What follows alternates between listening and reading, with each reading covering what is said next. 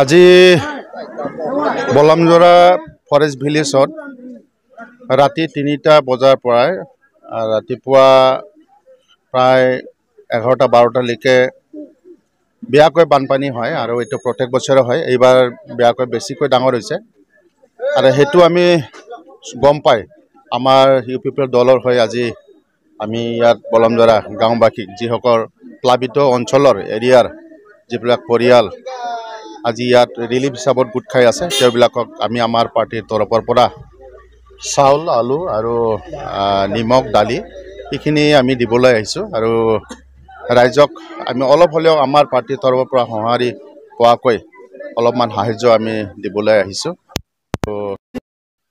এই বানৰ পৰিস্থিতি আমি প্ৰত্যেক বছৰে গম পাম। অহা দিনবিলাক কেনেকুৱা আমাৰ বলমজৰাৰ আভাস তথা যিবিলাক আছে আমি কেনেকৈ প্ৰটেকশ্যন কৰিব পাৰোঁ চৰকাৰৰ লগত আমাৰ আলোচনা চলি আছে। গতিকে আজি আমাৰ বিধায়ক মহোদয় আহিছিল জিৰেণ বসুমতী ডাঙৰীয়া তথা আমাৰ কৰ্মীসকলে সকলোৱে আহিছিল আৰু পৰৱৰ্তী সময়ত আমাৰ চৰকাৰৰ তৰফৰ পৰাও যিখিনি পৰা যায় সহায় কৰাৰ কাৰণে হাতত আজি পদক্ষেপ লৈছে।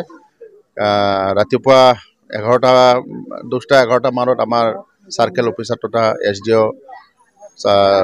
ডাঙৰীয়াও আহিছিলে আৰু তেওঁবিলাক ছাইট ভিজিট কৰি গ'ল আৰু সঁচাকৈ খুব দুখৰ কথা ইয়াত যিমানবোৰ প্ৰায় 121টা পৰিয়াল জন নহয় 21টা পৰিয়াল বেয়াকৈ বানপানীত প্লাবিত হৈ তেওঁবিলাক ঘৰ দুৱাৰ এৰি আজি এই বলমজৰা বজাৰত কেম্প পাতিব লগা হৈছে। এইটো বহুত পৰিতাপৰ কথা আৰু এইটো ভূটানৰ পৰা অহা চিন্দ্ৰী নদীৰ পানীয়ে আজি গাঁও বছৰে তেনেকুৱা প্লাবিত কৰে আৰু এইটো কাৰণে আজি আমাৰ বলমজৰা গাঁৱৰ সকলোকে সুৰক্ষিতভাৱে থাকিবলৈ মই অনুৰোধ কৰিছোঁ আপোনালোকৰ মিডিয়াৰ যোগে। এইখিনি